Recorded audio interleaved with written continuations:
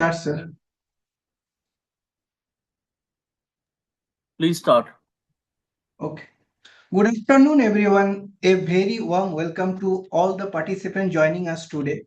On behalf of HDFC Library, Ashoka University, I am delighted to welcome you to the Season 1 Librarian Colloquium L3 webinar series, focusing on artificial intelligence and research metrics and emerging trends. Hi, I am Season Moderator Udayan Ghosh, Assistant Librarian at Ashoka University. Today's topic is extremely and timely important. We are happy to announce our first webinar series. This series aims to strengthen the role of librarians as a strategic partner in teaching and learning and research innovation and knowledge management. The series addresses five critical domains where we can say the artificial intelligence in libraries, research metrics and evolution, scholarly communication, science mapping, and standardizing usage metrics in libraries. The word librarian has been thoughtfully divided into 9 meaningful attributes, each representing the evolving roles of strength and professional excellence of modern librarians. These 9 pillars reflect how librarians contribute as a leaders, innovators, facilitators, and guardian of knowledge in today's academic and research ecosystem. We can say librarian words, we can divide it into 9 meaningful attributes. You can say the first L word, literacy champion, I, infrastructure steward, B, bibliometric and impact specialist, research, R, research communication and facilitator, A, open access advocate, R, research integrity and guardian, interdisciplinary connector, A, archiving and preservation expert, and N, network knowledge reader. Today's topic is very interesting with restriction in Indian scholarly publication. You know, the restrictions are not merely correction in scholarly records. They reflect larger concern surrounding the research quality and ethics transparency and accountability as research output the grows rapidly. Discussion like this become an essential scholar and librarians, faculty, and students. We are privileged to have with us two distinguished academicians and professionals today. Dr. Shantanu Ganguly, Director of HDFC Library, Ashoka University. We are deeply honored by the presence of Dr. Shantanu Ganguly, whose vision continues to strengthen the academic library excellence. Sir, thank you for your leadership and continued support in creating such a meaningful professional development platform for librarians and academic community. And our esteemed resource person, Dr. Achal Agarwal, founder of Indian Research Watch. Dr. Agarwal is widely recognized for his important work in promoting research integrity, publication ethics, and accountability in scholarly communication. He makes significant contribution in tracking research misconduct and publication concern and ethical issues within the academia. His work as a spark important conversation across institutions, research communities in India. Sir, we are truly grateful to have you with us today. We sincerely welcome both of you to today's session. Without taking much time, now I request Dr. Santanu Ganguly to kindly share his opening remarks and continue with discussion for today's session.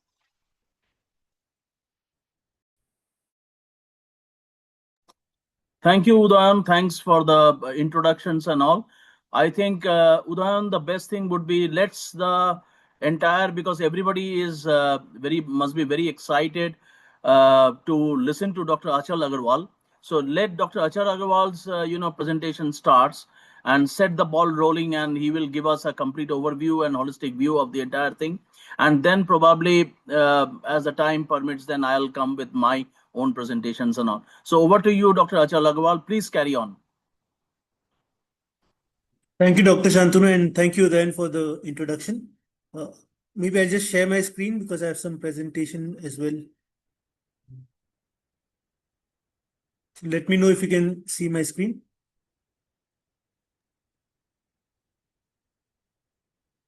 Yeah, we can see Can the you? screen, but not the presentation. We have, I think, your email correspondence is there. Yeah, Yeah. probably now it's better, Yes. right? Now it's better. Yeah. So yeah, thanks for the generous introduction, and thanks for the opportunity to be talking in this colloquium. I think research integrity is one of the most important topics for research and Indian academia right now, and I'll kind of go through kind of the different facets of it. I'll try to keep the presentation very light because I know it's the afternoon time and people are just had their lunch, so I'll try to keep it light, but the topics that we'll be discussing are quite serious, right? So, firstly, a brief introduction, right? Who am I? Right. So, as Udayan mentioned, I am the founder of India Research Watch. Now, India Research Watch is an organization which it was started in November 2022. So it's been more than 3.5 years.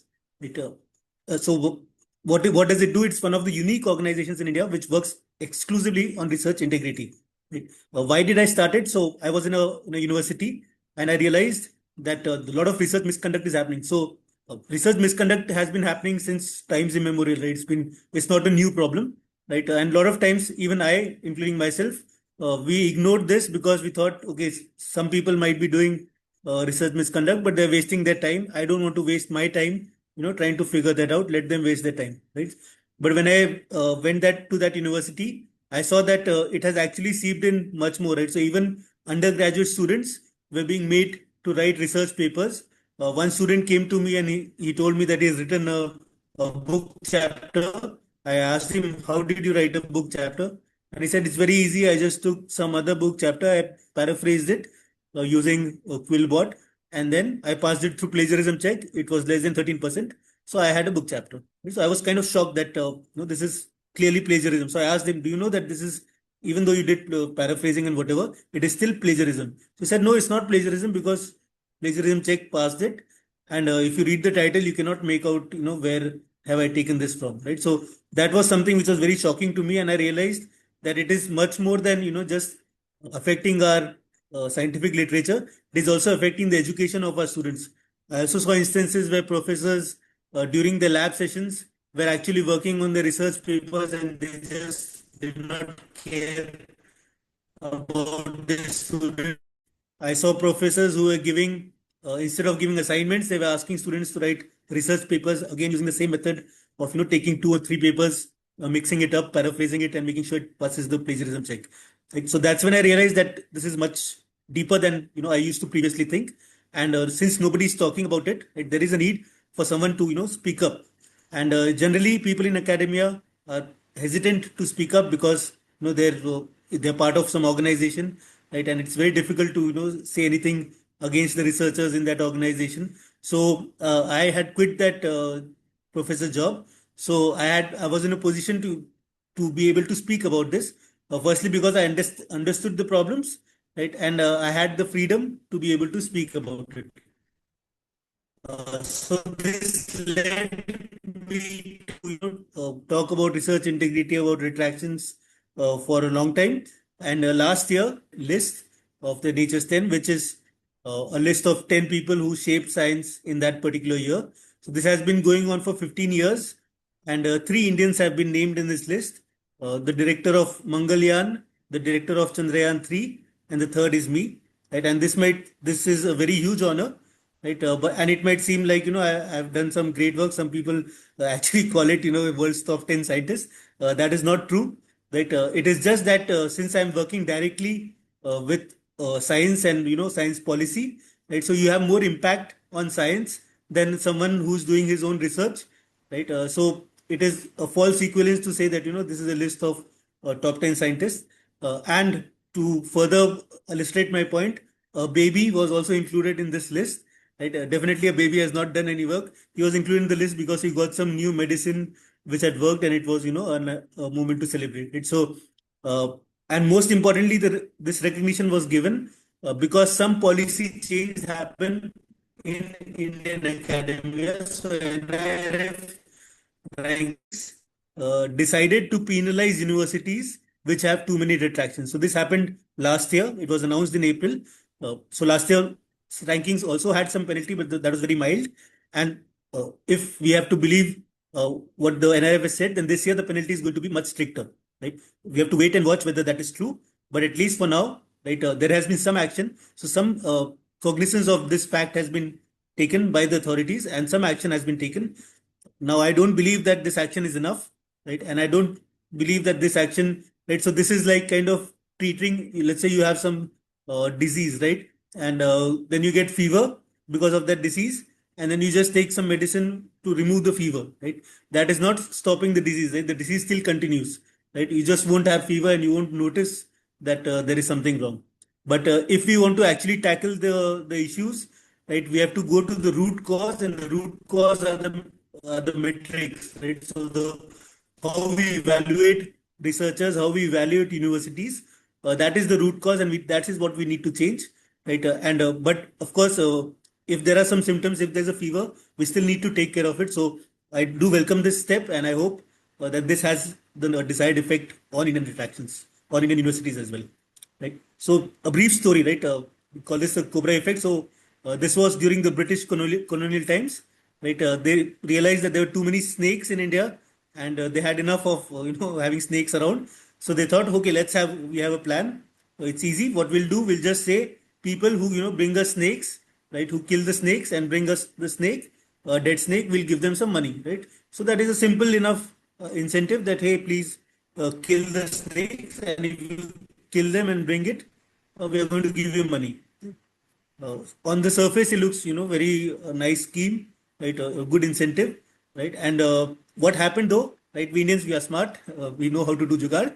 So then people realized that they are giving money for dead snakes, right? So what I can do, I can breed more snakes, right? Create more snakes, and then kill them. So I'll get more money, right?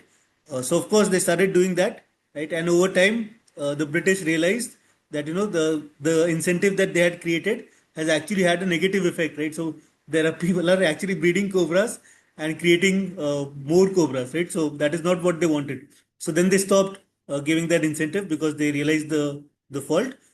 But then what people did, right? So since there's no incentive anymore, they just left all the cobras out in the field, right? So that, right, because they didn't care about the cobras anymore. So the net result of it was that we had more cobras, right? So even though the policy was intended to actually reduce the amount of cobras, we ended up having more cobras. Something similar is happening with research papers, right? So uh, now, as you know, that all the rankings, right, NRF rankings, NAC ratings, even the international rankings like QS, THE, all of them have a big weightage for research, right? So NIRF has about 30%, THE and QS have about 50 to 60% of their parameters is about research, right? So when universities see that, and of course they want to climb the rankings and have put their advertisement saying if you're number one this university and number one that university, right? So they realize that if they publish research papers, a lot of them, right, they will climb those rankings. So they started doing this, right? So they started writing research papers. You can see that you have lots of WhatsApp channels, Telegram channels. Some people are even selling research papers on LinkedIn, right? So then people started selling papers for money, right? University professors started buying those papers, and those universities also started climbing up the rankings, right? So we regularly see, a lot of people boasting, a lot of universities boasting. We even see our authorities and the government, right, boasting about how many universities are there in the THE rankings or in the QS rankings, right? But what they don't realize is how those rankings are being gained, right?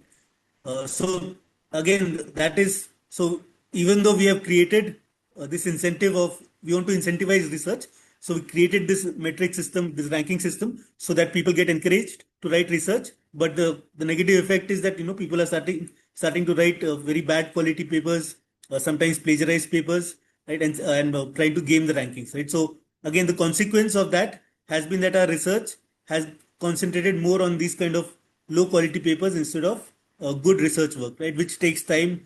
Research is not something that you can change overnight. It requires a lot of investment. It requires money. It requires time. It requires manpower, and still you need maybe a decade, right, to catch up with the current state of the art of research, right? So it's not something which happens overnight, but in India, we seem to have, gained it overnight, right? So this is a cautionary tale that incentives are powerful and they can have unintended consequences, right? Now, you could ask the question that is the misconduct only happening now, right? So if you look at this retraction statistics, retractions are a good signal of looking at misconduct.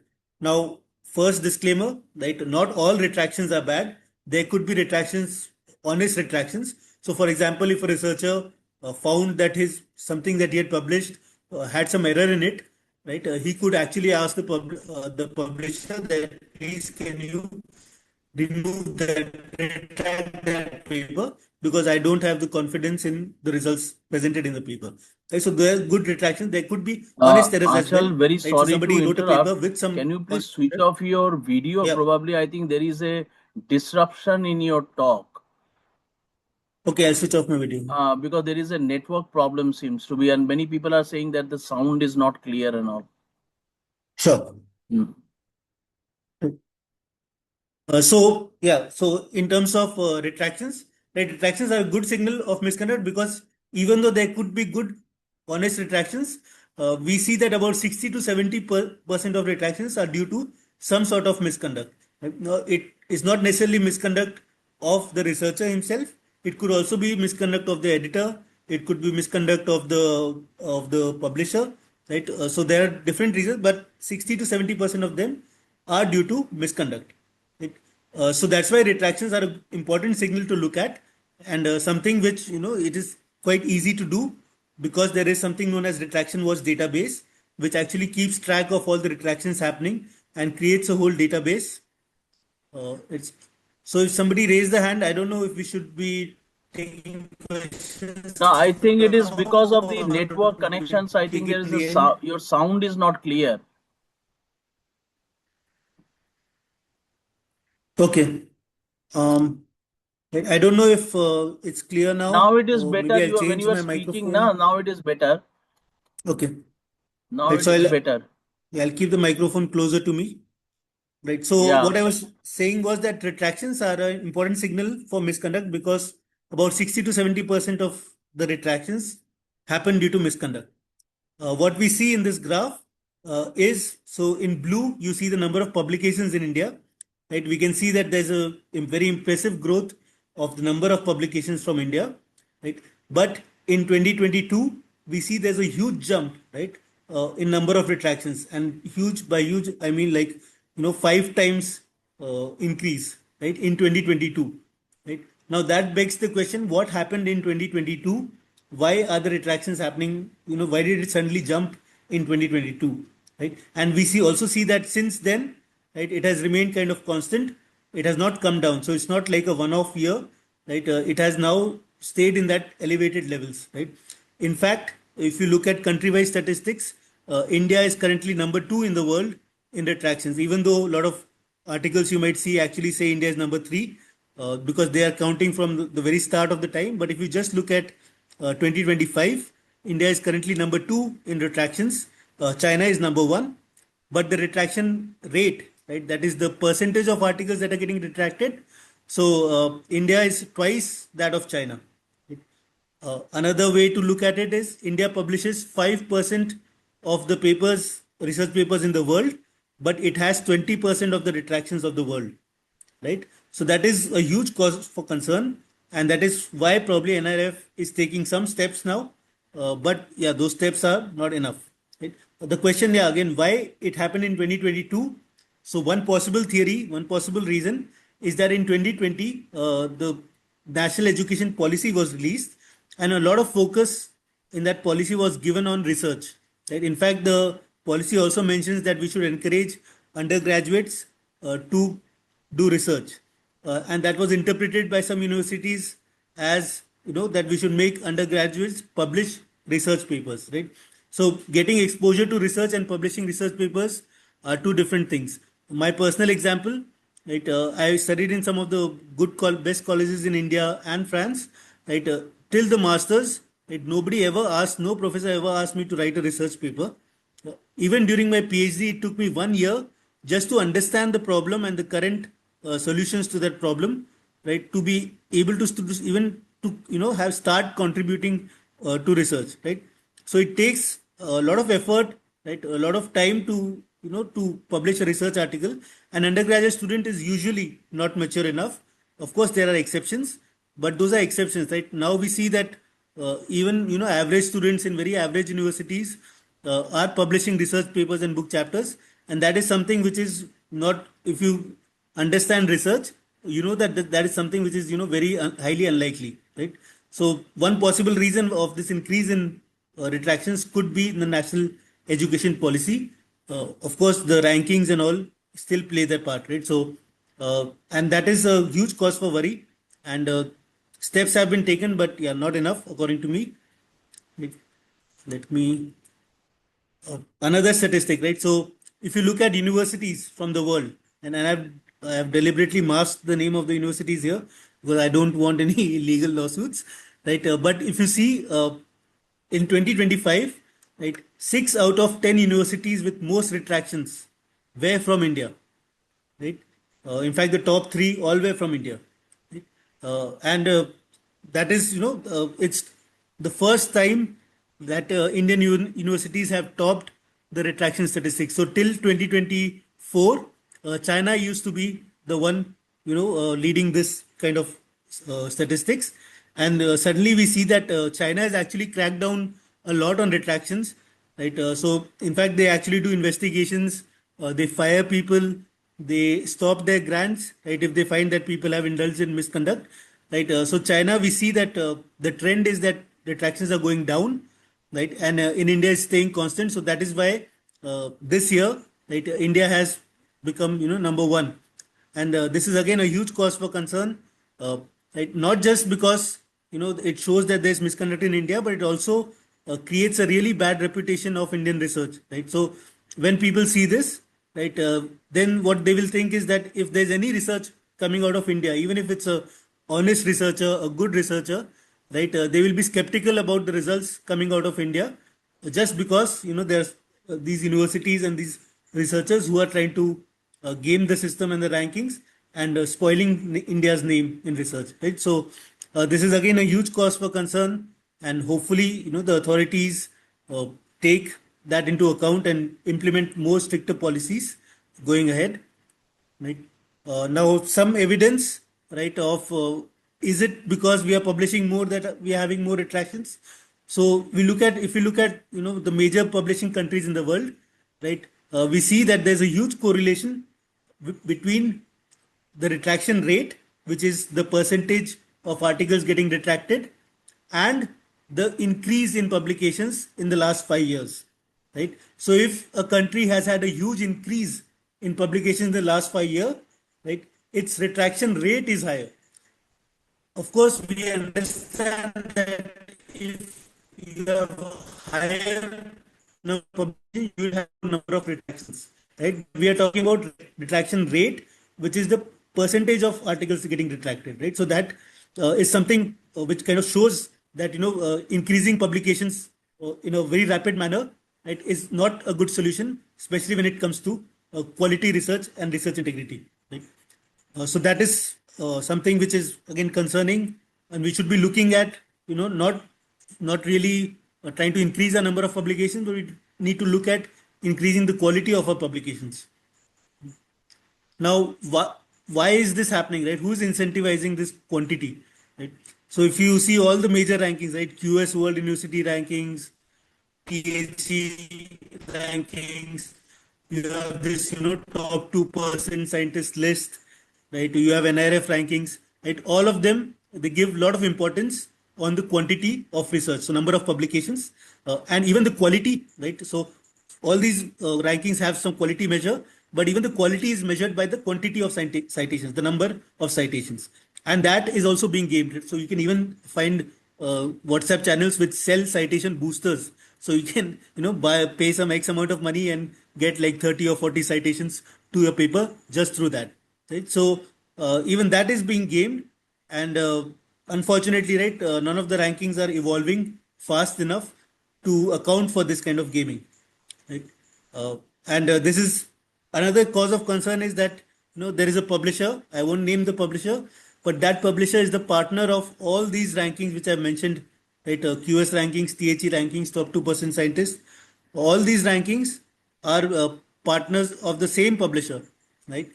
So there is a conflict of interest, right? A potential conflict of interest that the publisher might be influencing these rankings to incentivize quantity, because finally that helps the publisher themselves, right? Because they are the ones who finally make money, right? When you publish more, right? So there is this conflict of interest, and unfortunately, in India, we care a lot about these rankings. We are, I would say, obsessed with these rankings. Right? In fact, NRF rankings was created with the purpose of doing well in the international rankings. So they thought if we have a national ranking system, more universities will care about it, and that will help them do better in the international rankings. Right? These international rankings are also for profit, right? So they are not like NIRF or NAC, right? They are actually stated for profit. They make money, right? Whom do they make money from? They make money from the universities, right? So that also creates a conflict of interest. That a commercial for-profit ranking, can it actually, be honest when it's ranking the universities? Right? Some more evidence. So every university has this, incentive structure. There's a huge document, right, where they say, if you publish this, then you'll get that. Right? You have some point system. So sometimes you have this thing called API. Some universities have their own point systems, right? So this is just an example of a private university in India. Right? You can see, right, the kind of awards that is given. Right? So if you publish, one paper in or ABDC B level journals, you get 50,000. Or Web of Science or ABDC C journals, then you only get 20,000. Right? In fact, even they have understood that first author and second author contribution might not be the same. Right? So you have the division of the money, right? How much money will go to who, right? So you also have this patent thing, right? So if somebody gets his patent published, right, then they award 25,000 rupees, right? Recently, we saw an article in Times of India, right, which showed how there are universities which are publishing. So the one university is publishing more than all the IITs combined, right, in terms of patents, but they are not getting granted any patent, right? So the grant rate is almost negligible, 2 or 3%, right? But they're publishing more than what all the IITs can combine, right? So that again raises the question, is this helping anyone? Whom is this helping, right? What is the point of doing this kind of publishing of patents, right? So patent grant. So this is again, and this is not I've given an example of one university, but this is happening across the board, right? It's not just one particular university. Every university has its own incentive structure. Some universities might give money for book chapters as well, right? You see a lot of people, editing books, writing books, right, and getting money for that as well. This was one person had contacted us, right, talking about how the VC and directors of that university are suggesting to publish more papers. If they don't publish papers, they are threatening to demote the faculty, right, who are not meeting the targets, right? And then what happens is, some researchers might actually give in to this pressure and actually fall for predatory journals, right, just to save their jobs, right, or not get demoted, right? One particular instance told that if they don't publish enough papers, then they're not given Saturday off, right? So generally weekend is supposed to be off, but those who don't publish enough have to come on Saturday as well, right? So these kind of tactics of carrots and sticks are being used by universities to push the researchers, right? It also affects the education of students as well, right? So what do professors do? Right, they cut corners for teaching, right? So they'll not update their syllabus. They'll not care too much about evaluating students properly. Right, they'll minimize their effort for teaching so that they get more time for research. Because in the end, that is what is getting counted, right? Both for promotion, for recruitment, for your bonus, right? Everything matters on research. Teaching, right? Even though on paper it is there, but everyone gets good teaching feedback, especially if you're nice to your students, you don't trouble them enough, they'll give you good ratings, and you can. So that is not going to make the difference between a good teacher and a bad teacher, right? So research is the only thing which makes the difference, and that is why people are trying to game it. another thing that we can look at, right? How many dollars are spent per paper, right? So I got this data from World Bank, right? So in World Bank gives you percentage of spending on research, and we know the GDP of the countries, right? So here you can see that China and India, right? We're spending about the same amount of money in terms of dollars spent per paper till 2005, right? And then after that, China, right, started investing heavily in research, right? And the cost per paper went up, and that is indicating that the quality of the papers are going up, right? What happened in India, right? In India, the cost per paper has been going down, right? Now, the investment has remained kind of constant, right? But the number of papers has been increasing, and that is why you see the cost per paper going down. So it's not that India is spending less on research, but in terms of percentage of GDP spending, right, India is much lower than the world average. Right? So India is about 0.6 or 0.7% of our GDP, whereas the world average is about 2.4%. Right? So there is a need, and you cannot do research without spending money on it, right? So you need lab equipments, you need to pay your manpower, you need to pay your PhD students, right? You need to get skilled labor in your work, in your research workforce.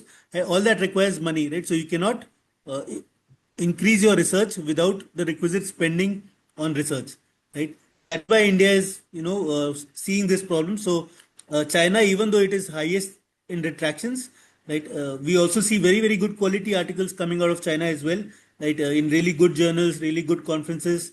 We also see products coming out from China, right? So we have, all this robotics, EVs, even defense equipments, right? So China, even though in retractions it might be high, there is also quality work happening there, right? Whereas in India, right, we are not spending enough on research, and we are asking our researchers to publish much more.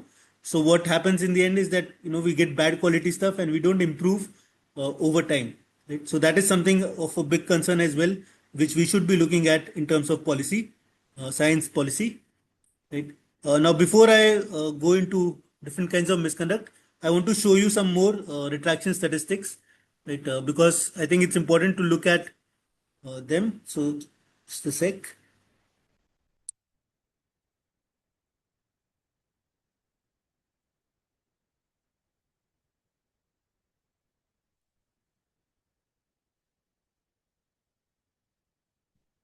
Right. So this is a site called postpub.net. Right. This is made by me. So this is country-wise retraction statistics, and you can see all the different countries here. Right. So you can see, for example, in this, India is number 3 because this is looking at all time. Right. So since the beginning of time. But if you look at since uh, 2 years, right, you see that India is number 2, right? And in fact, US is not even there in top, right? But more importantly, you see that, in China, it is coming down, right? So the retraction rate has been coming down, whereas in India, it has stayed constant, right? So given these trends, in a couple of years, India is going to be number 1 in retractions in the world, right? And that is something which is really worrying. Uh, what you can also do is you can see, right, in more detail about what are these retractions about and what are the characteristics of it. Okay, so here, for example, again, you see this is I just use notice date.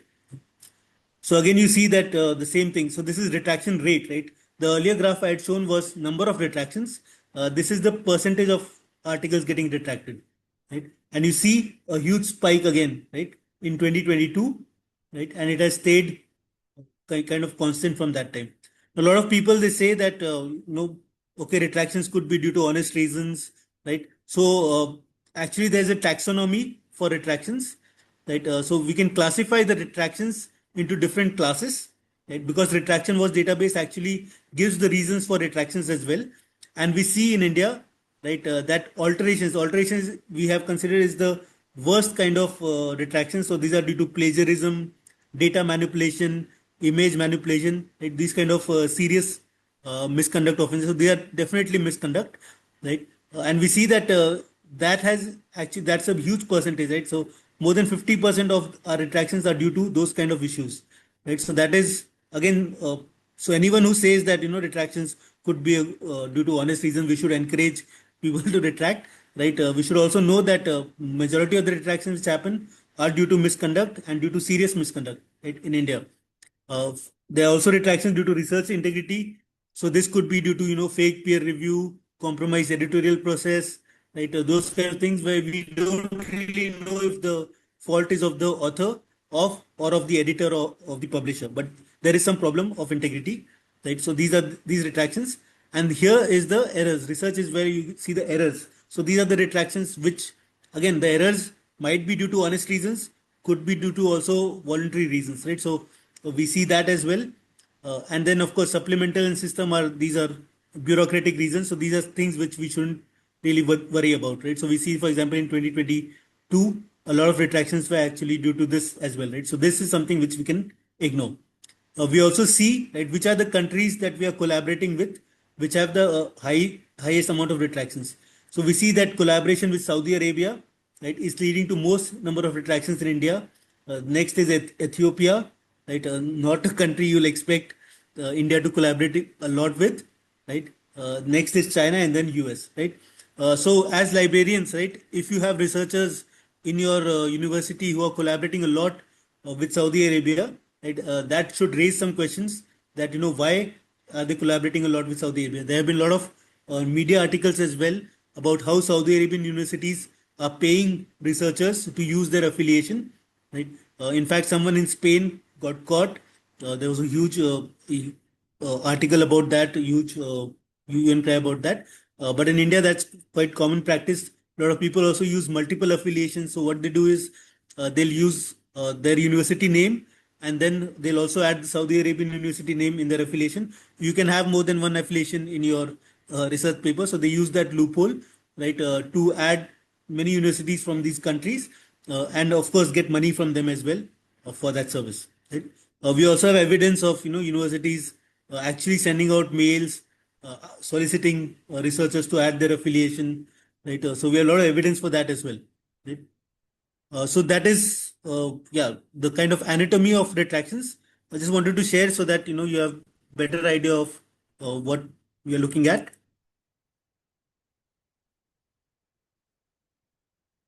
Right. Now it's slightly changed tracks, right? Because since most of the crowd here is of librarians, right? So firstly, to identify what are different forms of research misconduct, and then to also look at how to identify the predatory journals, right? So what are the signs of predatory journals, right? So in general, right, it's not very easy to tell, if something is misconduct or not, right? So most of the times, even the retraction notices are written in that way that it's not clear, right, where is the fault or where is the misconduct. This is done deliberately because publishers want to save themselves from lawsuits and stuff. So they just want to retract the article so that it's not part of scientific literature, but they don't want to ascertain blame on anyone so that they are not liable for any defamation, right? So usually it's not very easy, right, to distinguish misconduct, whether it's actually misconduct or not, right? And that is kind of it's a feature, not a bug, right? So, but one thing, right, which all of us understand, right, is that plagiarism is definitely misconduct. Right? So, if you copy some parts of another paper, even if you, right, whatever method you use, if you copy parts of another paper and put and pass it off as your own, right, that constitutes plagiarism, and that is one of the most serious offenses in research, right? So yeah, there's no doubt about in plagiarism, right? It is definitely misconduct, right? Something which is slightly less obvious is what is known as self-plagiarism, right? So this is something which people find it difficult to understand what is the problem with it. So for example, right, in social media, right, a lot of people put their post and they put it out again later, or they mix 2 or 3 posts and create another post, right? And that is well accepted, right? So nobody is going to come on social media and say, hey, you're copying from your previous post, that is self plagiarism, right? That's not an issue, right? Because in social media, right, it's not getting counted, right? So your career is not affected, right, by taking your own work. Whereas in research, right, if you publish a previous work, firstly you have given the copyright to the publisher. So if you publish that thing again with someone else, that violates the copyright, right? And more importantly, right, in research, as you know that the metrics are important, so number of publications are important for your career, for your recruitment, promotion, and so on, right? So self plagiarism becomes even more grave, because if you write a paper which is a mix of your previous papers, it'll give you an unfair advantage over someone else who's not doing this, right? So that is why in research, self plagiarism, right, is actually misconduct, right? uh, Even though in general practice people might not consider self plagiarism to be an issue at all, right? In fact, it sounds like an oxymoron, right? That how can you plagiarize from yourself? But in research, right, this is considered a serious offense, and you get retractions due to that as well, right? Now paraphrasing, right? So sometimes you also have, as I mentioned, right, a student of mine told me this. I've seen multiple researchers doing this. In fact, one researcher was boasting about having Quillbot Pro, right? So he can do that at scale, right? So what is that? It is just, you take a paper, and uh, if you publish it as it is, then of course it comes out in the plagiarism check, right? So what they do is they paraphrase it. They ask Quillbot to paraphrase it, and once they paraphrase it, right, it passes through the plagiarism check, and so you're happy, right? So the source for this is Rajiv Kumar. He's a professor. He was a professor at IIT. I got it from LinkedIn, and I've asked him with permission. Right? So this is one kind of plagiarism, right? Which again seems, as the student thought, this is not plagiarism, but it also constitutes plagiarism, right? And this is misconduct. Now, what happens is when you do this kind of paraphrasing, right? So, if you're not careful, right, the Quillbot as a software, it doesn't care, right? It will paraphrase everything, right? So, what happens is sometimes very standard accepted scientific terms also get paraphrased, right? So, here's an example, right? You something known as some of you might know like big data, right? When you paraphrase it, it could become colossal information, right? Now, colossal information is not a phrase that anyone uses when talking about big data, right? So, if you say colossal information and you mean big data, people will understand that you have used some paraphrasing software, and that is why you are having this problem, right? Or you can have, instead of artificial intelligence, right, it could paraphrase it to counterfeit consciousness, right? Again, that that is not a standard terminology, and people will, find it very strange that you have this kind of thing. Or, for example, left remaining energy is leftover vitality. You have all kinds of hilarious examples of these tortured phases, right? So there's a person called Guillaume Cabanach. He's from France, right? He does this work of, finding out tortured phases. And there's a tool called problematic paper screener, right? I'll show it to you guys after this, right? So in that you can find out, which all papers have had these kind of tortured phases as well, right? So again, this is misconduct, right? So another problem that a lot of people again use. So people want to publish as much as they can, and they know that sometimes journals reject papers, right? So to increase the speed of their publication, they might publish the same paper in two different journals, right?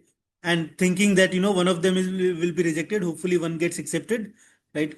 Because in general, right, the practice is that you submit to one journal, you wait for the decision. If they reject it, only then do you submit to another journal, right?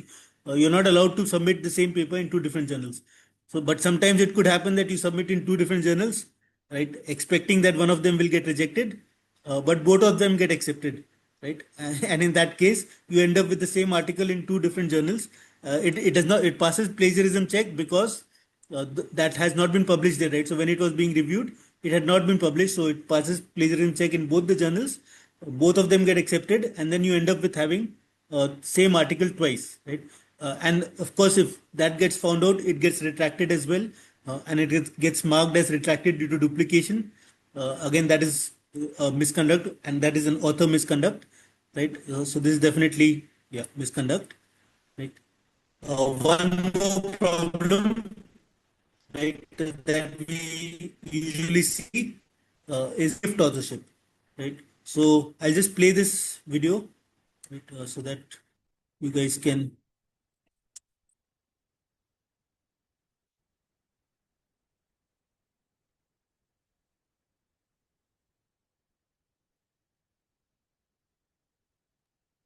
Achal, we can't hear the sound.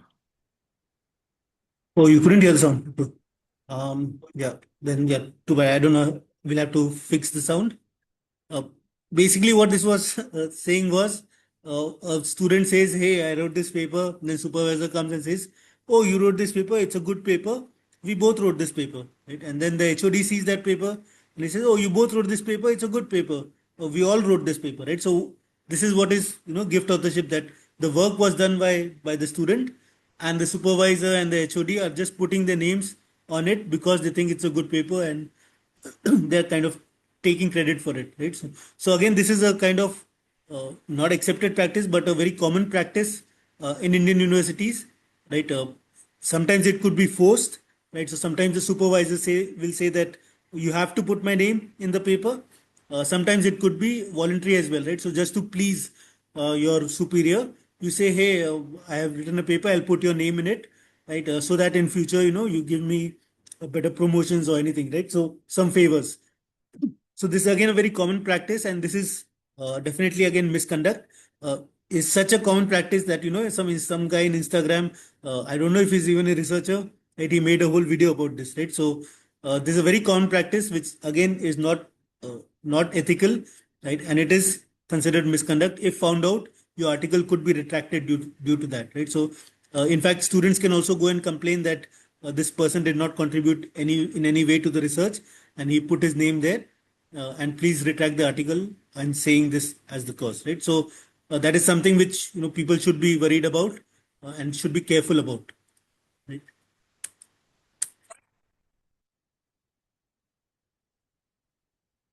Now, coming to self-citation, right? So again, this is something which you might be hearing a lot of times, including India Research Watch. We have called this out a lot of times, right? So what do people do, right? So is because the number of citations are important, right? That get counted in all these top 2% rankings, your H index, all the different metrics, right? Everyone counts self-citation. So what they do is they write a lot of papers, and in all the papers they cite their own work, right? And improve their metrics and rankings and all these things, right? So that is again a very common practice, right? To inflate your numbers. Now, self-citation in by itself is not a misconduct, right? So every researcher, right, will have to cite his own previous work on that topic, right? So that it is a not even just a common practice; it is necessary to do, right? So if you don't cite your previous work, your article actually might get retracted, saying that you are using your previous work without citing your previous work, right? So self citation is a very common practice. It should be done, right? So self citation in itself is not misconduct, right? What is misconduct is needless self citation, right? So sometimes you see papers where you are citing your own work, but that work has nothing to do with the current work that you are looking at, right? So in that case, that citation is just there to improve your citation numbers, right? It is not contributing in any way to the work you are presenting, right? In fact, sometimes we see some really blatant examples of this. Just recently, I saw one researcher who had 66 citations, right? Just after one statement, he said, "I have done a lot of work in this field," and then he cites 66 of his articles just in that one statement, right? So in that case, of course, it's needless self-citation, right? And not all those 66 articles were pertinent to that study. So in that case, that becomes a problem, right? And that could also lead to the article being retracted as well, right? So that is misconduct.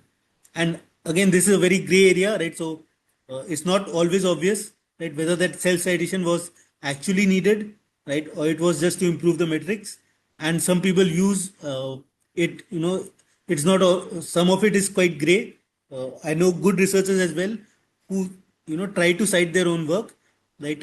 Even though they might be slightly related to the current work, right, they still try to cite it so that they improve their metrics, but they make sure that they don't cite themselves too much, right? So that it does not come across as they are trying to inflate their numbers, right? So maybe let's say if you have like 20 citations, then three or four citations of your own paper is considered to be fine, right? But if out of 20, 10 of the citations are of your own paper, then that is a problem, right? Then you need to worry about that, right? Now, of course, people have also understood the citation can be easily removed from the counting of metrics, right? So you can easily remove, not count the self citations. All the tools like Scopus and all, they give you an option of removing self citations. Right? So they thought, okay, since that will be removed, let's move to the next level. So instead of a researcher citing his own work, he will cite his colleague's work, right? So someone in the same university, right, he'll cite his work, the other colleague will cite this researcher's work, right? So all of it will not be counted as self citation, right? And so everyone's metrics will improve, the institute's metrics will improve, and it will still not be self citations. There'll be no chance of it being retracted or being called out, right? So that is the next level that they thought of. Of course, even this, some rankings, like I think NIRF, they say that they also remove the institutional self citations. So some rankings are actually taking this into account, right, and removing this as well.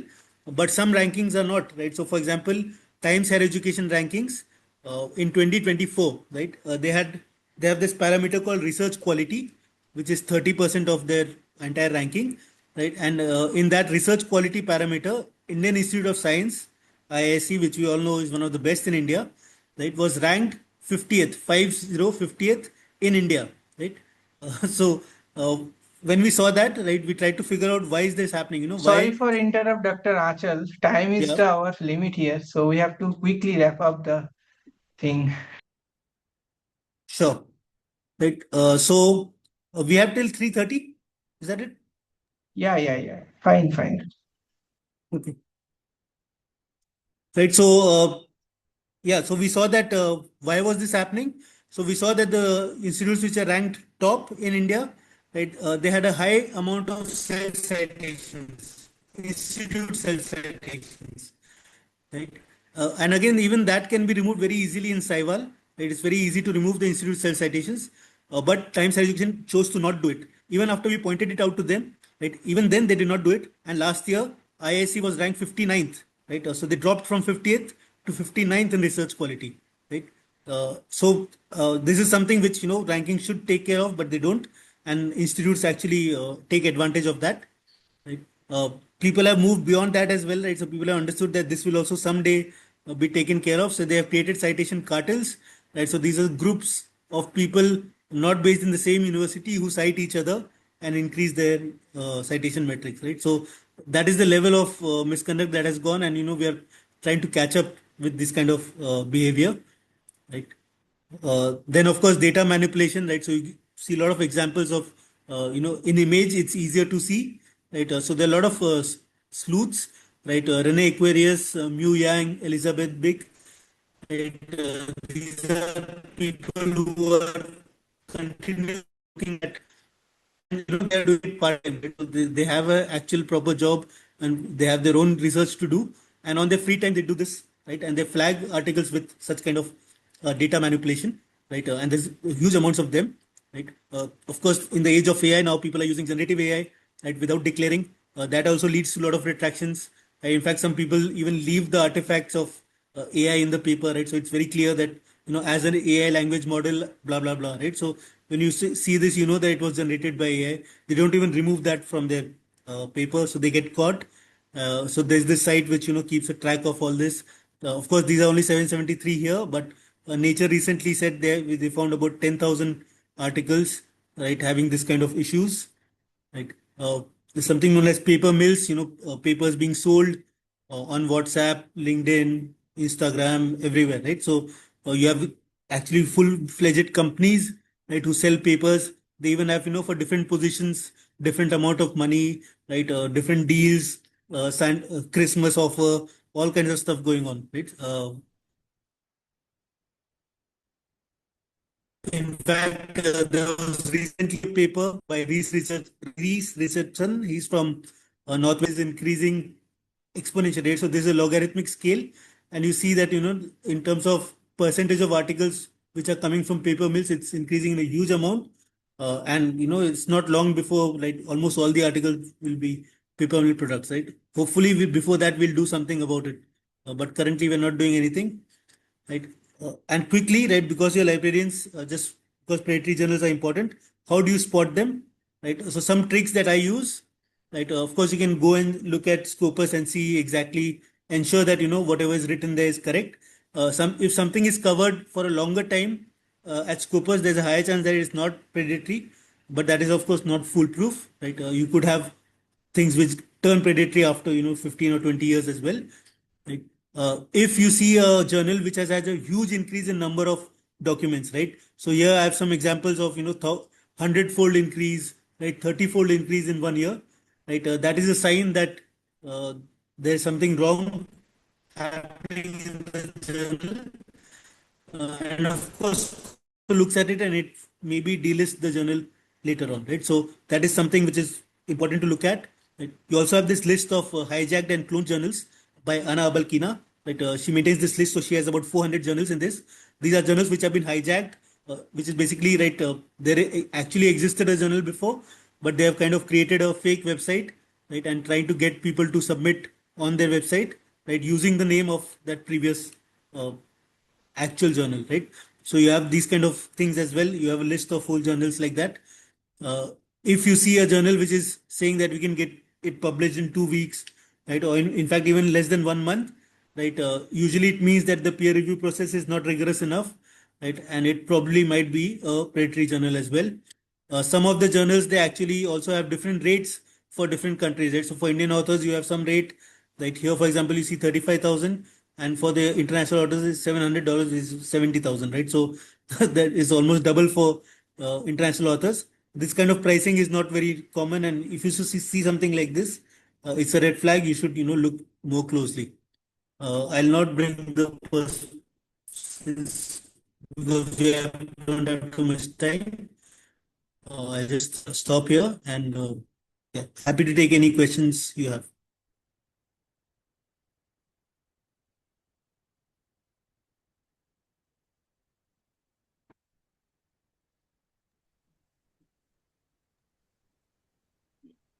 Hi, hello. Hello everyone. Please share your question all in chat box. We'll pick up all question. So now I introduce our Dr. Santanu Ganguly sir for next presentation. Yeah, Now thank it's you. my pleasure, Dr. Santanu sir. Please say something our discussion for today. Yeah. So please, okay. So let me know if you can see my presentation. Yes, sir. Yeah, sir is visible completely. Can you see my presentation? Is it coming? No, sir. No, sir. No, sir. Just give me 1 minute.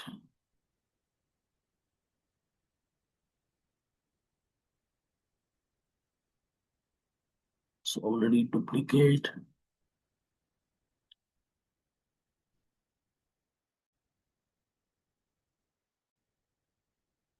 Can you see now? Yeah, perfectly well. Now you can see it? Yes, sir. Yes, sir. Okay. So thank you very much, Achal. You have set the ball rolling, and it was a fantastic presentations. I don't have much to add, but certainly some of the components I would be adding here, which are extremely important, and probably I will fill in the gap where it is exists. I'm sure that's the thing which I'm going to do here. But you are an expert on this area, so I don't want to, venture out on this. But something I have done a little bit of study. Sandeep, you can lower your hands right now. We will take up the questions at the end of the sessions, as Udayan has mentioned. So first of all, let me welcome to the ecosystem of this interdisciplinary research of Ashoka University, Sonipat, Haryana, and where research is, you can say that every day, people from one point to another, they are into the research one. And there is a very interesting saying, and the people say that no research without actions and no action without research. It was coined by the Kurt Lewin, who is a social psychologist on this. So everybody is, into research today, and that's, you already have seen how what it was discussed by Dr. Achal in that. Now, research of the future is that there is a tremendous, discovery, scientific discovery is taking place. The research landscape is evolving, and discover how research are transforming and challenging to opportunity today. Some of the things which I would be, talking more towards the different areas which I have identified from the different platforms which I will be sharing in my sessions actually. So paper retraction, like for example, it is a retraction is a bad news for the research, for the publication, for the researchers who cite it, and anyone who relied on it. It is for the treatment, their own research or a decision making. The presentation covers the key reasons papers are retracted and what to do if one encounter, and you have seen the kind of scale it is increasing. So a growing crisis, the exponential rise of retraction is going on. Thousands of articles are now retracted, which he has already covered. I don't want to get into it.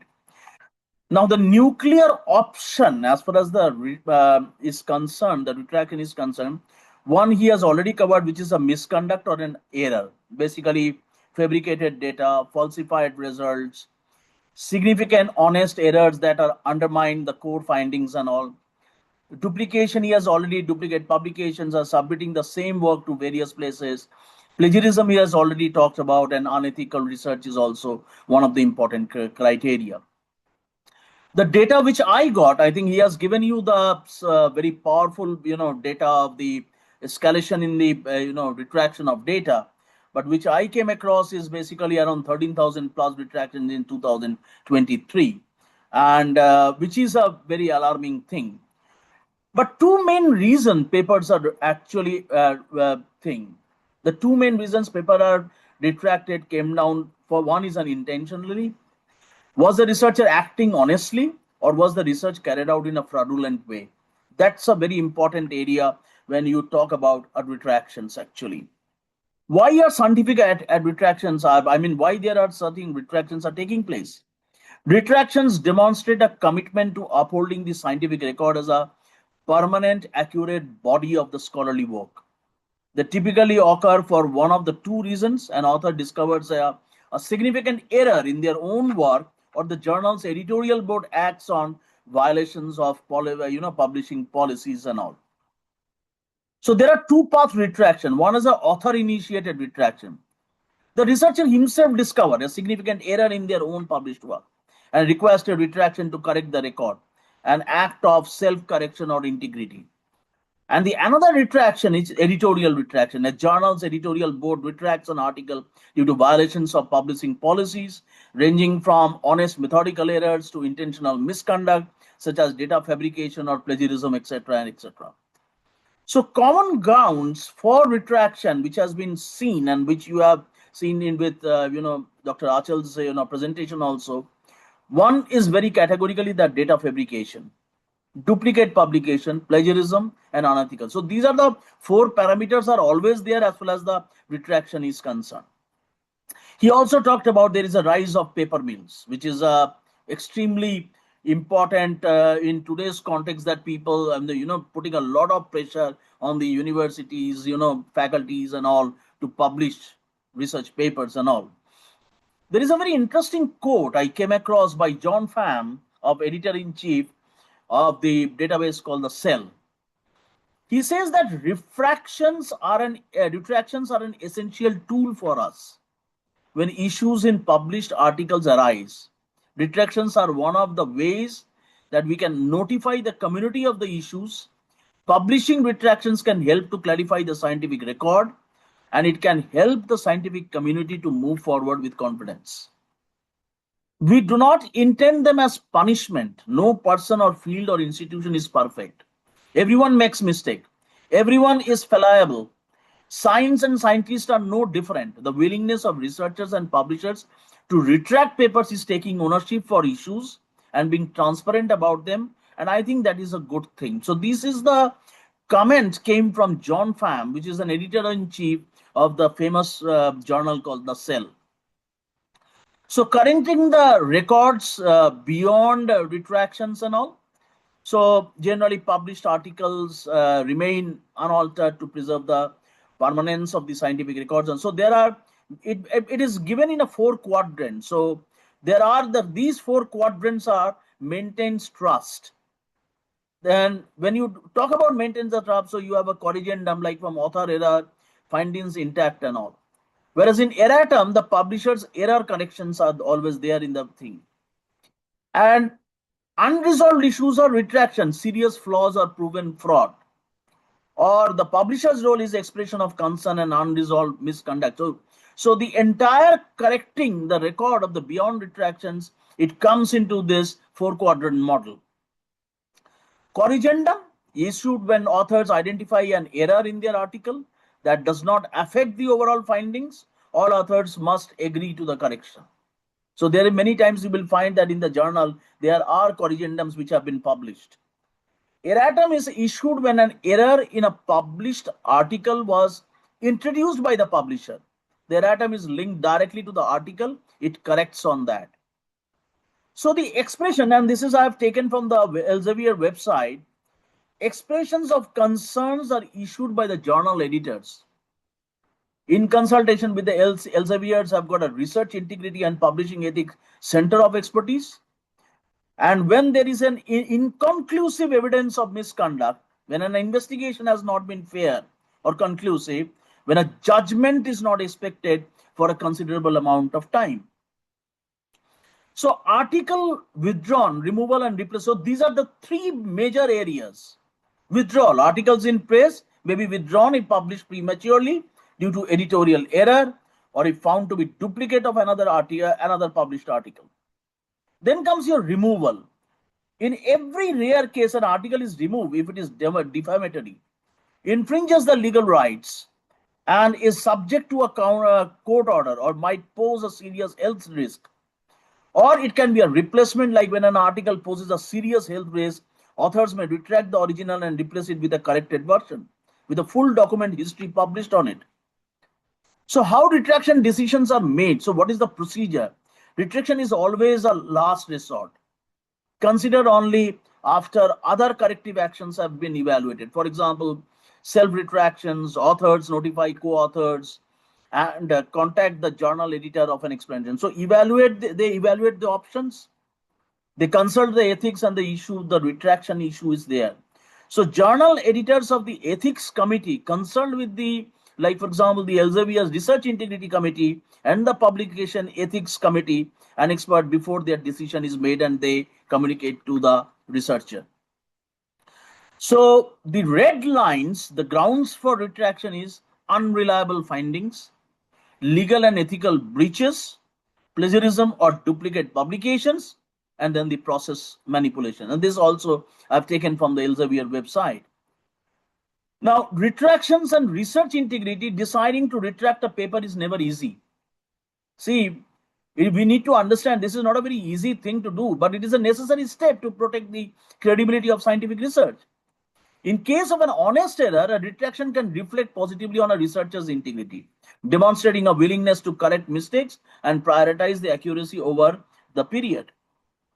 Honest mistake versus fraud. So self-retraction means honest error.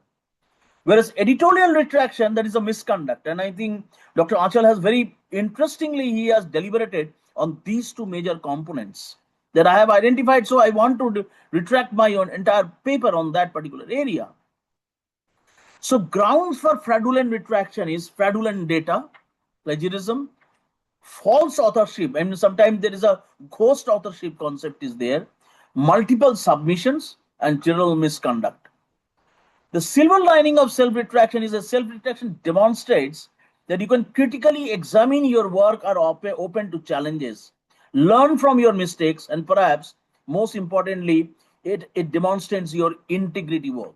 Some researchers have abused this goodwill by initiating self-retractions to avoid misconduct allegations, essentially using the process to shield the fraudulent research.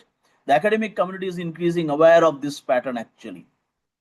Now, how to retract a paper from a journal? So retracting an article, especially due to an honest mistake, is emotionally difficult, but most journals have guidelines and to help guide you through this process. So steps to initiate a retraction: so notify the co-authors, inform all co-authors about the error, or reason for retraction before taking any further step. Contact the editorial board, reach out to the journal editor to explain the reason for retraction, and ask about their specific guidelines and seek legal advice. If necessary, consult the legal counsel, especially if the retraction involves complex ethical or liability issues and all. Let me tell you, friends, that, well, this is a very important, because many of the faculty members have joined, many of the library research professionals have joined. This is an extremely important area, and what I find that this particular aspect should be a part of your part of your awareness building among your researchers. Actually, you need to educate them, you need to do a hand holding with them. You can do a capacity building programs, a series of capacity building programs to understand these concepts. Actually, these are the Elsevier's retraction guidelines. I have taken two major examples. Let me tell you that it is not deliberately, but since these two are very big publishers, so I have taken, one is from the Elsevier and another is from the Clarivate.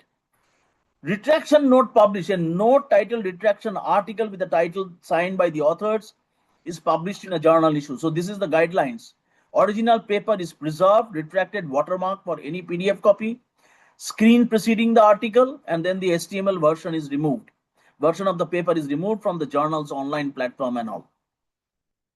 Can you cite a retracted articles? I mean, this is a very interesting concept. I mean, the short answer is yes, but it must be done legitimately with a very clear notation in your manuscript that the cited paper has been retracted. If you want to do that, yes, you can, and there are evidences where people have used it like that. When citing retracted articles is acceptable, general topic discussions, dismissing the prior knowledge, an absolute necessity only.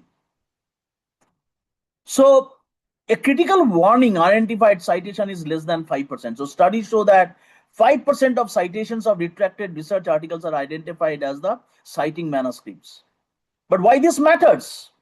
Citing a retracted paper without noting its status casts doubt on the validity of your own research and findings. Fortunately, new tools are available now to help you identify retracted articles before finalizing your reference list. Actually, I'll be talking about that too. This is a section which I have taken from the Clarivate website. One of the most troubling aspects of accountability in research found that the papers retracted for fraud were still being cited years later. In fact, there is a very classical example I'll be citing here. Commitment to safeguarding the research integrity. So there is a shared responsibility. There is a community of standards, which is called NISO-CREG standard, and there is an embedded in tools also. So NISO-CREG defining the best practices. So this is called NISO RP 452024. So there is a group which is actually taken from the Clarivate website, a recommended practice outlining how retraction removals will go. The expressions of the concern should be identified, displayed, and disseminated across the platforms. And who is involved in it? It is the publisher, it is the librarians, it is the technology providers, and Clarivate as an active member of that. And these community guidelines directly inform how Clarivate builds and enhances its product. And I would suggest that my fellow members from the library profession or about the other fraternities, please go through the guidelines which are there.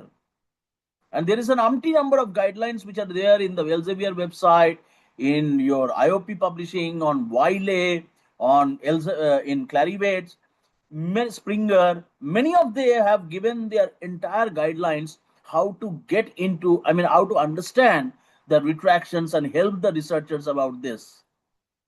Retraction watch integration in Web of Science. So Clarivate has integrated data from the retraction watch, allowing you to view detailed retraction reasons directly within the Web of Science interface. And this is an example I have given. This empowers researchers to make informed decisions about whether and how to engage with retracted boards. So there is a citation transparency. Retracted articles are also flagged in times cited counts providing insights into the credibility of a paper citation. AI-powered research assistant. So for researchers using the AI-powered Web of Science research assistants, responses automatically exclude the retracted papers. Ensure the tool does not perpetuate the use of falsified or fraudulent research to build the scientific understanding. So they have used the AI-powered research assistant into it. Staying current as the scholarly record evolves, and you can see the automatic grouping, expandable alerts, and word integrations and all. So why continuous alerts matter? So it is not enough to check a paper once. Researchers need up-to-date alerts at every stage of their work.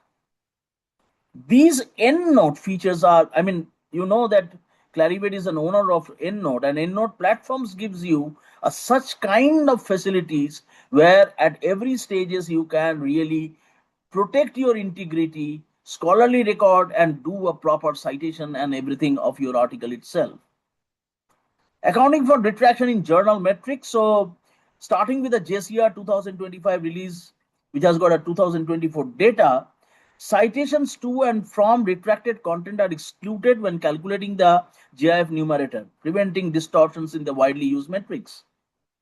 So retracted articles are still included in the article account, JIF denominator. And maintaining an accountability, Clarivate has also observed signs of shorter retraction timelines, signaling the need for ongoing safeguards. Building on a solid foundation, so it's on discovery, it's on writing, it's on metrics.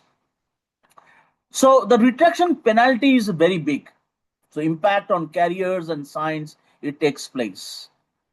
It's a career catastrophe will be there, the personal toll of retractions.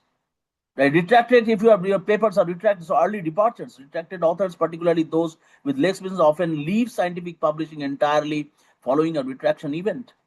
Disproportionate impact, and early career researchers bear a heavier burden with fewer resources and less established. And citation penalty, retraction penalty significantly suppresses the citation counts, diminishing the academic visibility and influence for years. So it is nothing but a ripples in the pond, like impact on the related research. So direct impact is 60% citation drop. Your citation will drop. Neighboring articles like 5 to 10% lasting decline, and the broader field is reduce articles and especially those who are into funding. There is a severe impact on the funding when you submit your papers, and if by any chance your name gets highlighted as a retractor, that your paper has been retracted, it will have a severe impact. So let me give you a very interesting case which I came across. It's called Husuk Wang case, a cautionary tale. So in 2005, Wang publishes landmark stem cell press in Science magazine, celebrated worldwide. Paper retraction, following investigations got into, and the found that there is a fraud and embezzlement of the research funds has taken place. So there was a fallout. So stem cell research investment in South Korea was curtailed, and global caution spreads across the field. And the years later, researchers finally begin re-exploring the novel methods proposed in that controversial paper. So the persistence of false signs when retraction is not enough. So retraction papers often live on. So there is an epistemic risk, there is an awareness gap, and there is a database gap also.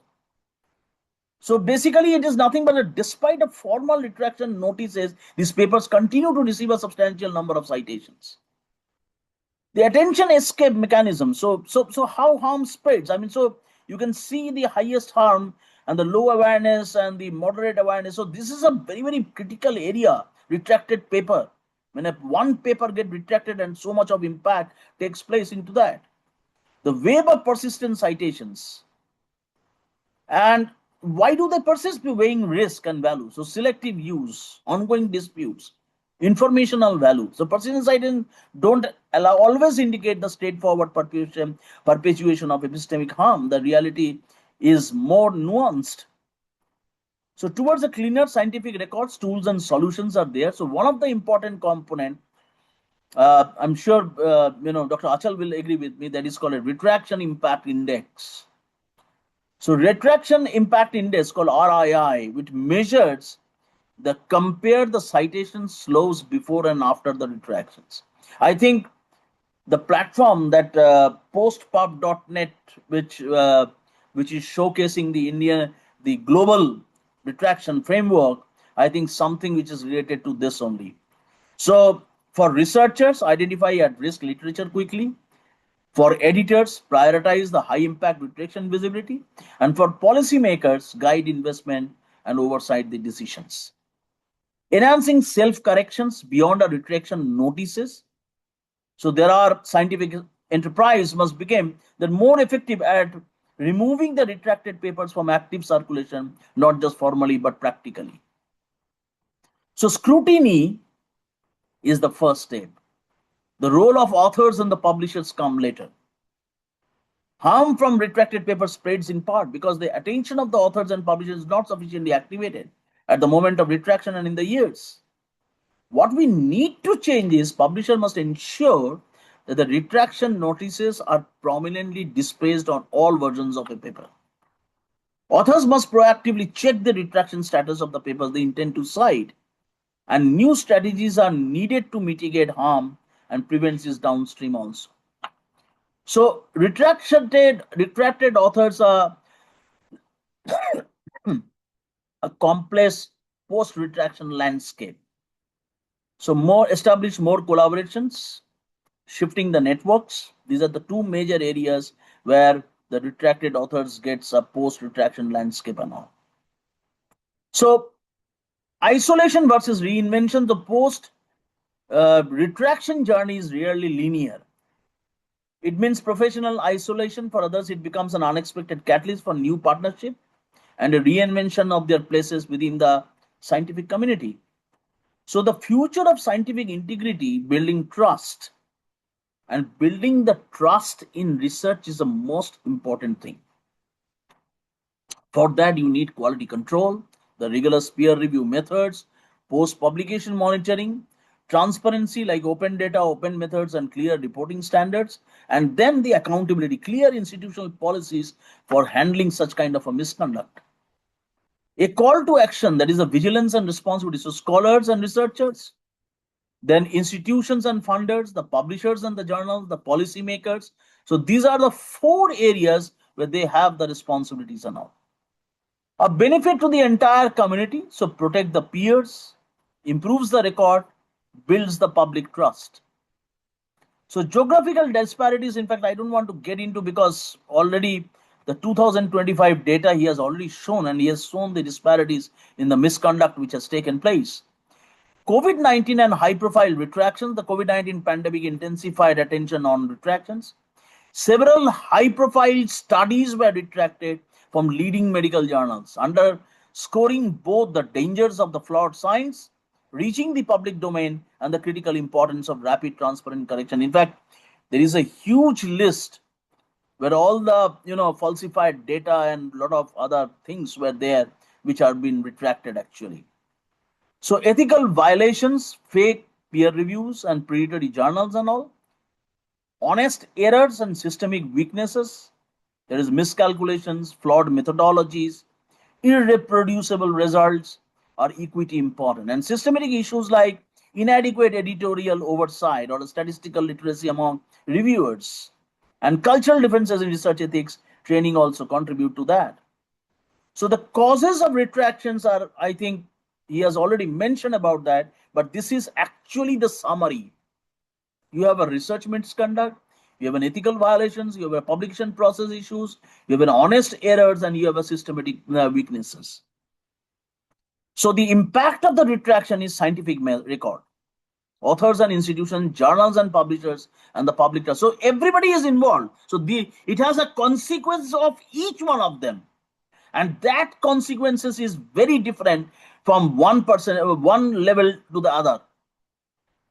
Then comes your zombie citations, and which is a persistent. Studies show that the retracted articles often continue to be cited, sometimes without acknowledgement of their retracted status, perpetuating misinformation long after withdrawal. Better integration of retracted metadata into indexing systems like PubMed, Scopus, Google Scholar is urgently needed to prevent the zombie citations from pulling the scientific records. Taxonomy of responsibility. So, taxonomy, that is intentional misconduct, honest mistakes, overly punitive responses, and all.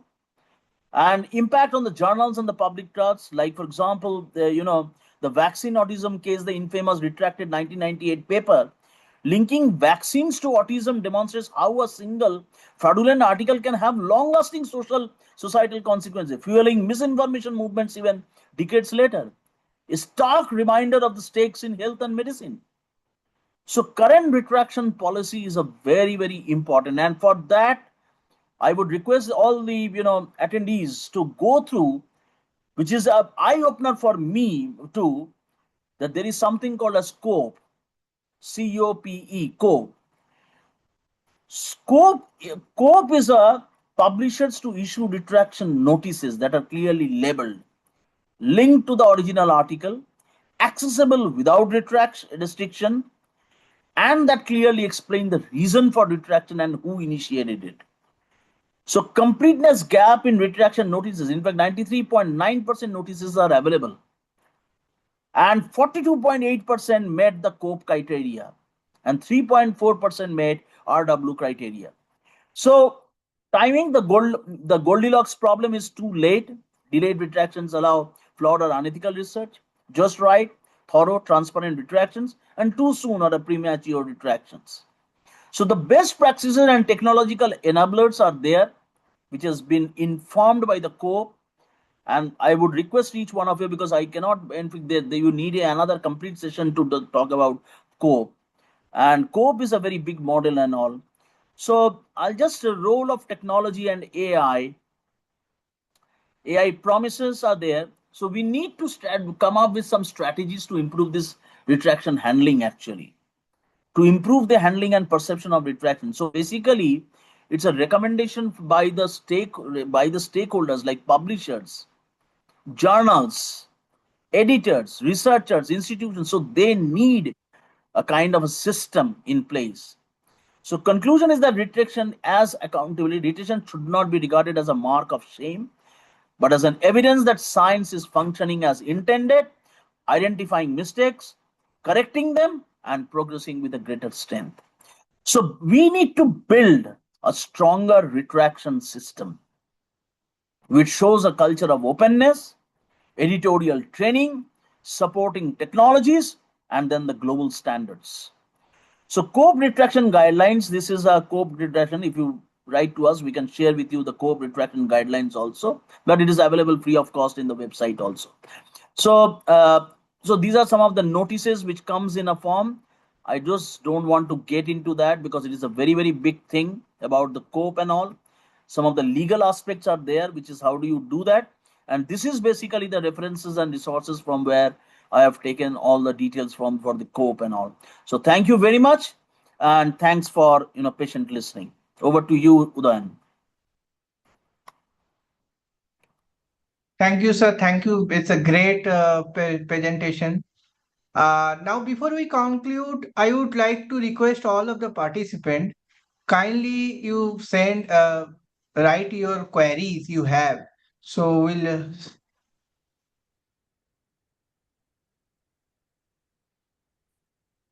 please write down your queries. You have any question?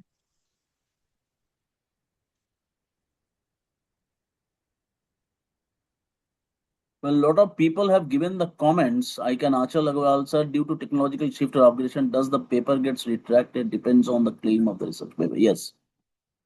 Why ISC or any well established or all? I think he is already giving a lot of answers to the people.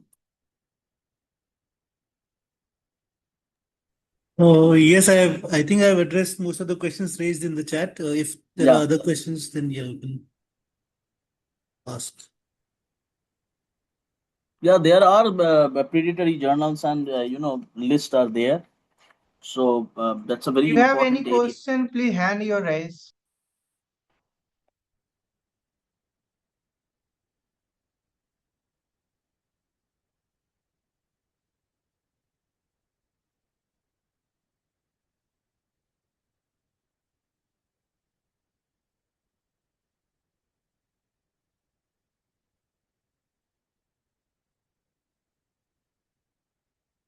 Dr. Bhakti said that can you share the presentations?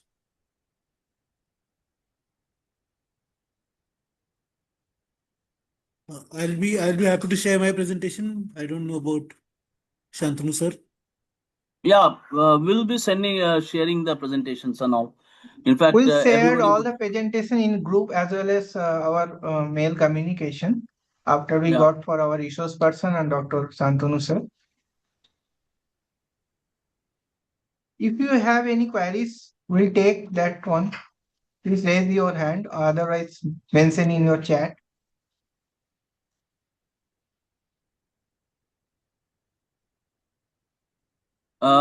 I think I am a pediatric dentist by profession, and my ongoing PhD attracted me towards research integrity. By I feel like a lone wolf writing the paper mills and finding. Uh, it is happening when the people having retractions are getting. What's exactly that? See, one thing I would like to express here, because many of the things which are coming up, the questions and all, one thing I would like to express here is that please remember that one of the important component is that please remember the see publishing an article in a journal is a very strict process, and publishing a good article in a journal is a really good it's a very big thing. It is not a very easy thing to get a article. It takes almost 6 months to 1 year to publish one good article actually.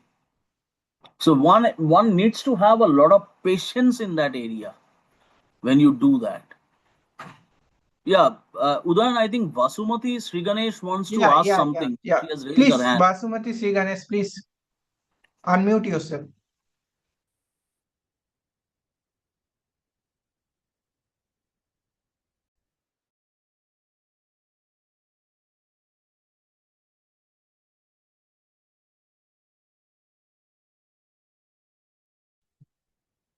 Vasumati Yeah, Sriganesh, please. yes. Now I could unmute. Thank you.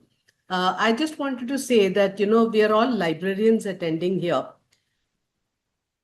Librarians, we need to do something really strongly about all this. And how can we, I know that I do a lot in my own way, but as a group, how can we get together to do lots more about this is something we need to strongly look at and work. Because we Yeah, just attend this, get a certificate, we can't stop there. We really need to do something and push ourselves in institutions. yeah. So Vasumati, you are absolutely right. Uh, it is not a very easy thing, and I think all my fellow members who are there, that's why we have organized this event, that whatever the minimum scale we could inform all of you regarding this retraction and all, because you know if you say, I'm very sorry to say that in our profession itself, we on a very piecemeal, we generally keep on publishing articles, but True. I mean it's a very difficult actually. So it is very important that such kind of training, in fact actually librarians have to play a very pragmatic role for enhancing the research in his own respective institutions. Let me tell you that couple of months back, I have taken a lot of sessions on research management, research life cycle management, and all, on project management, a lot of things. And when I was addressing them, talking to, doing a lot of, programs, hands-on training programs, and all, everything with the faculty members, I find that the they don't have a basic knowledge, and where they really need a hand holding from us. And later on, so many of the faculty members, they started, sir, I have written a proposal, tell me why it has come back. So the thing is that we need to understand. There are certain things. Everybody is submitting a proposal and all. Why one particular proposal gets, the same way, so much of qualitative articles are getting published. So much articles gets published, but why an article gets published and why a particular article gets published and another article doesn't get published? There must be some reasons behind it. What was that? Have you ever looked into it? Have you have reinvigorated in ourselves that where was the problem is? So that's why retraction is a very, very important area we need to understand. In fact, that's what I said. Yes. All my participants, I'm requesting all of you. That's why we are done this. In fact, series of programs will be coming up from today onwards. We started that in for each and every component, we need a capacity building, or we need a hand holding with our stakeholders. It is very important. Very true, sir. Thank you.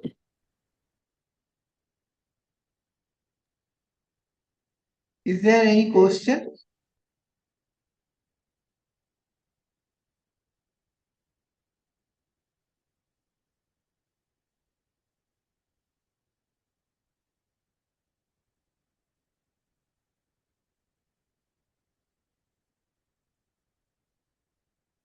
Mr.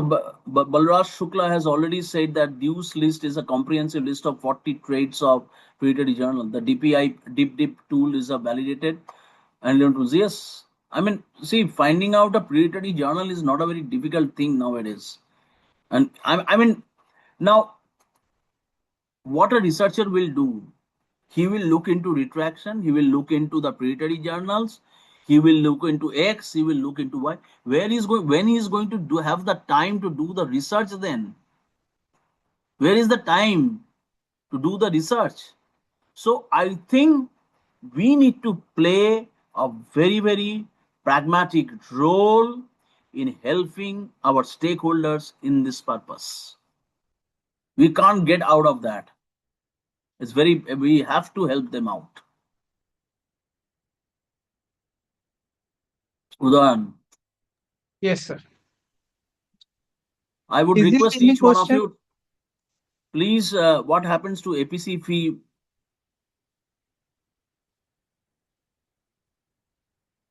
I request Dr. Achal, you add something on this comment.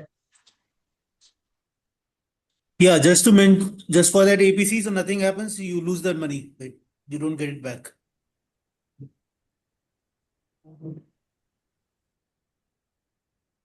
And one thing I want to say is for librarians, I think it is important that at least that you inform the institute of any retraction that happens from the institute.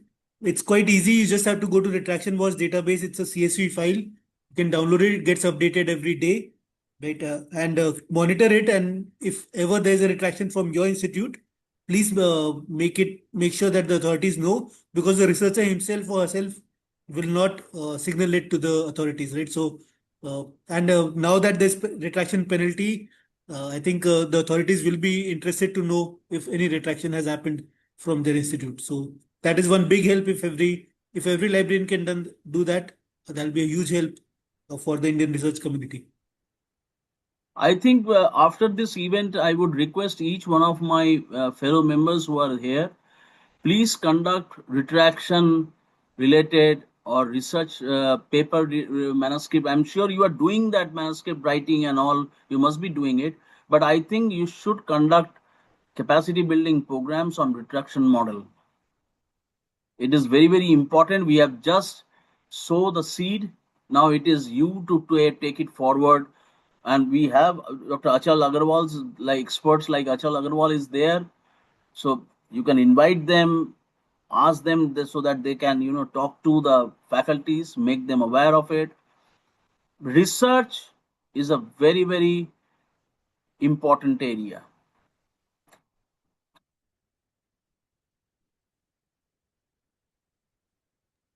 Thank you, Balraj. Thank you. So, fine. Before we conclude, I would like to request all the participants to kindly fill out the feedback form that will be shared in the chat box. Your valuable feedback help us to improve our future session and continue offering meaningful learning opportunities.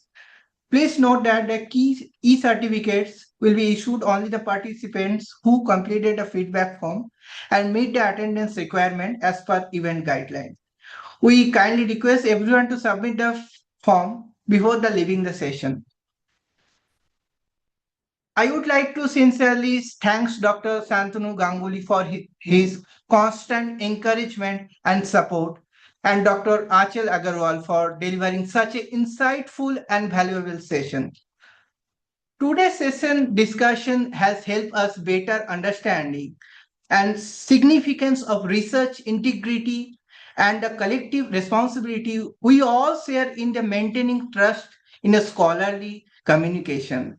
I would also like to thank all the participants for joining us and engaging actively.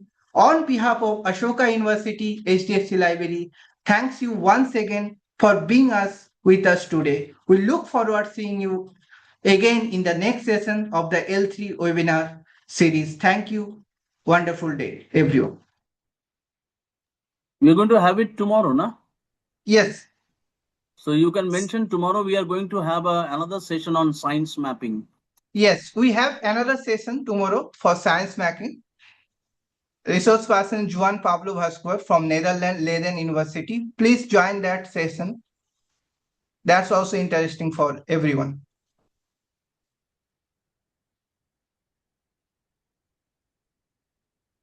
Thank you, Achal.